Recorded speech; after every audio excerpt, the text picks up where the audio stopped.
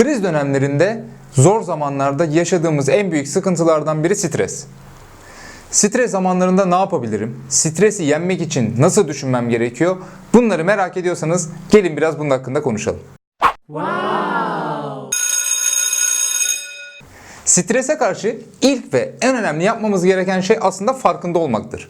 Yani bilinçtir. Bir şeye maruz kaldığımızda ondan etkileniyorsak ve ona göre davranıyorsak, ona göre karar veriyorsak demek ki burada kontrol bizde değil demektir. Önce bunu fark etmemiz lazım. Stres zamanlarında nasıl karar veriyoruz, nasıl davranıyoruz, nasıl düşünüyoruz bunu netleştirmemiz lazım. Aynı şeylere maruz kalan insanlar aynı stresleri yaşamıyor, doğru mu? Demek ki stres bizimle alakalı bir konu ve kontrol edilebilir bir konu. Geçenlerde Barış Özcan'ın bir videosuna denk geldim. Stres hakkında güzel bir video çekmiş. Videoda bir araştırma çok dikkatimi çekti. O yüzden size de anlatmak istedim. Amerika'da bir araştırma yapıyorlar. Yaklaşık 8 yıl sürüyor ve 30 bin kişi katılıyor bu araştırmaya. İnsanlara bir soru soruyorlar. Geçen yıl stres yaşadınız mı? Bu soruya evet diyenlere ikinci soru soruluyor. Peki bu yaşadığınız stresin size zararlı olduğunu düşünüyor musunuz? Ve bu araştırmanın sonucu nasıl biliyor musunuz? Geçen yıl stresi yaşayıp bunun zararlı olduğunu düşünenler arasındaki ölüm oranı %43 artıyor. Bak yanlış anlamayın. Stres yaşayanlardan bahsetmiyorum. Stresin zararlı olduğunu düşünenler arasındaki bu oran artıyor. Yani şunu diyebiliriz. Stres öldürmez ama stresin zararlı olduğunu düşünmek bizi öldürebilir. Genelde geçmişin pişmanlıkları ya da geleceğin kaygıları bizi strese sokan en önemli konudur. Peki stresli olduğumuzda bunu kontrol etmek için neler yapmalıyız? Biraz bundan bahsedelim. Zor zamanlarda farkındalık için veya stresi kontrol etmek için ilk yapmamız gereken şeylerden bir tanesi bunu teşhis etmek. Zor zamanlarda nasıl davranıyorsunuz? Nasıl kararlar veriyorsunuz? Nasıl düşünüyorsunuz? Bu konuda kendinize yukarıdan bakmaya çalışın.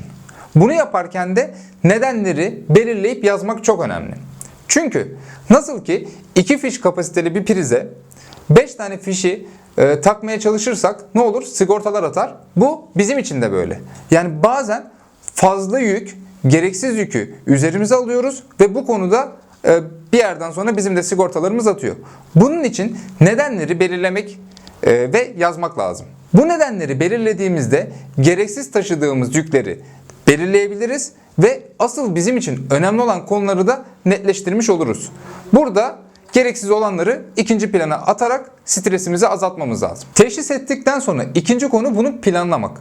Kendi üzerinize düşen konularla ilgili ve önemli olduğunu düşündüğünüz konularla ilgili plan yapın. Plan yaparken zorlanıyorsanız farklı bakış açılarından faydalanmaya çalışın.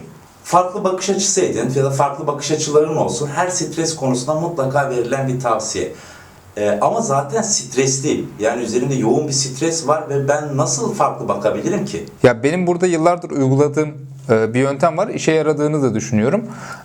Bu da stresli olduğum zamanlarda ya da bir işin içinden çıkamadığımda okuduğum, takip ettiğim insanların acaba bu noktada benim yerimde olsaydı nasıl düşünürdü diye onların yerine düşünmeye çalışıyorum. Yani sonuçta fikirlerini ya da bakış açılarını takip ettiğiniz insanları düşündüğünüzde mesela ben ne bileyim Elon Musk olsun, Richard Branson olsun, Robert Kiyosaki olsun. Acaba burada Robert Kiyosaki olsaydı nasıl düşünürdü diye farklı bakış açısıyla bakmaya çalışıyorum. Burada sadece ünlü biri olmak zorunda değil. Kendi çevrenizden, ailenizden biri de olabilir. Yani soğukkanlı olduğunu düşündüğünüz, mantıklı kararlar verdiğine inandığınız, başarılı bulduğunuz birini de sıkıntılı zamanlarınızda acaba işte mesela burada amcam nasıl düşünürdü, babam nasıl düşünürdü gibi kendi yerinize koyarak farklı bakış açısıyla bakmaya çalışabilirsiniz.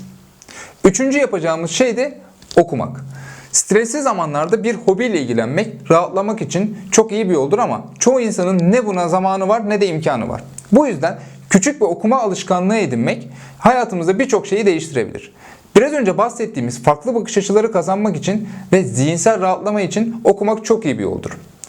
Günde 6 dakika okuma yapmak stresimizi %68 oranında azaltıyor arkadaşlar. Düşünün sadece günde 6 dakika kitap okumaktan bahsediyorum. Bu arada networkokulu.net'te de kitap ve film bölümünde tavsiye ettiğimiz kitap listelerine göz atabilirsiniz. Ayrıca kişisel bir tavsiyem de televizyon izlemeyi hayatınızdan kesinlikle çıkarın. Televizyonun zararları ile ilgili yapılmış yüzlerce araştırma var. Bunlara göz atmanızı tavsiye ediyorum. Televizyon sadece sizin stresinizi, endişenizi arttırmaya sağlar ve size sadece negatif pompalar. Stresten uzaklaşmak ya da stresi kontrol etmek için yapmanızı tavsiye edeceğim şeylerden bir tanesi de spor arkadaşlar. Tamam, çoğu insan spor yapmaya zamanı olmuyor ama en azından günlük yürüyüşler yapmak stresinizi azaltma konusunda anında etki gösterir. Çünkü strese girdiğinizde vücudunuz kimyasallar salgılıyor. Aynı şekilde spor ve yürüyüş yaptığınız zaman da vücudunuz endorfin ve serotonin salgılar. Yani mutluluk hormonu. Bu da stresten anında uzaklaşmanıza ve aklınıza yeni ve pozitif fikirler gelmesinde katkı sağlayacaktır. Vücudunuzun endorfini yani mutluluk hormonu salgılamasını istiyorsanız bir diğer unsur da gülümsemektir. Gülümsemenin, hatta zoraki gülümsemenin bile mutluluk üzerinde yani stres azaltma üzerinde etkisi vardır arkadaşlar. Gülümsemek bedavadır. Ayrıca çikolata yemek yerine gülümserseniz hem kilo almazsınız hem de gülümsemek size bir çekicilik katar.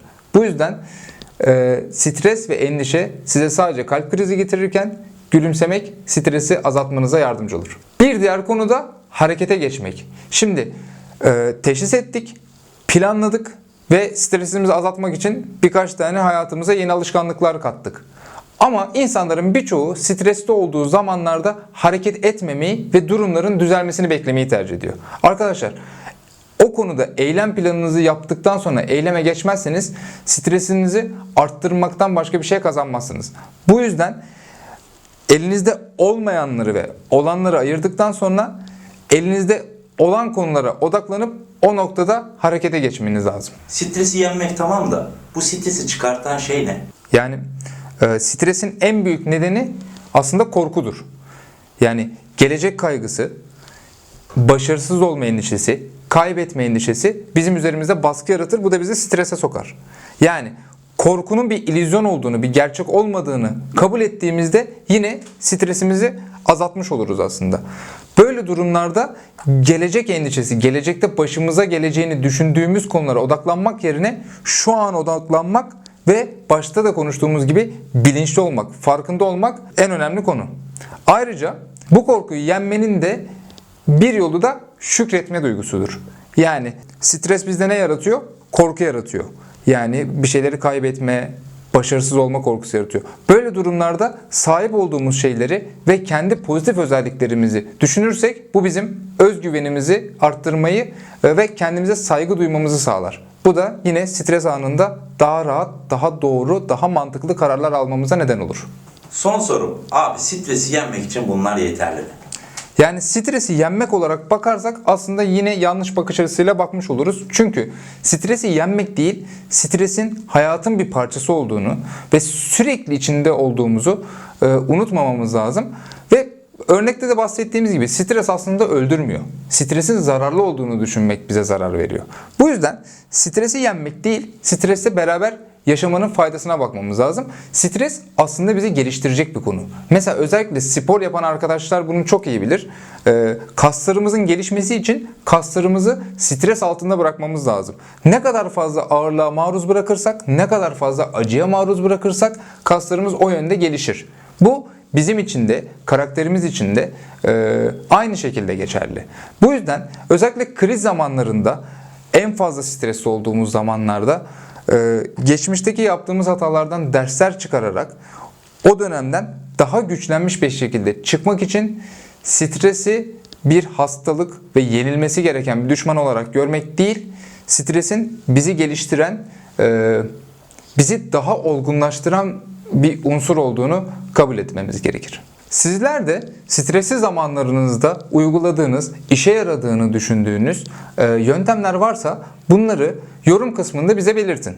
Bunun dışında merak ettiklerinizi ve düşüncelerinizi de bizimle paylaşabilirsiniz.